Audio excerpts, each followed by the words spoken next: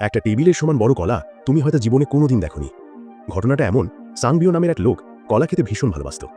একদিন সে এলোমেলোভাবে একটা কলা নিয়ে টেবিলের উপর রাখল, কিন্তু অদ্ভুত ব্যাপার, সে কাঁধে একটু হাত দিতেই দেখে একটা কলা দুটো হয়ে গেছে।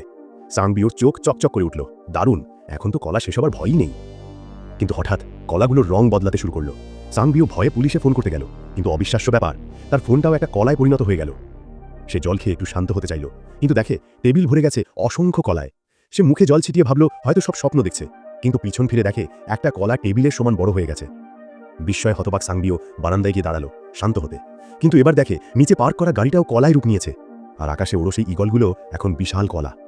ভয়ে কাঁপতে কাঁপতে সে ঘরে ফিরে এলো, দেখল টেবিলে এখন কেবল সেই একটিমাত্র কলা যেটা সে প্রথমে রেখেছিল। বুঝলো আসলে সবই ছিল ক্লান্ত মস্তিষ্কের এক বিভ্রম।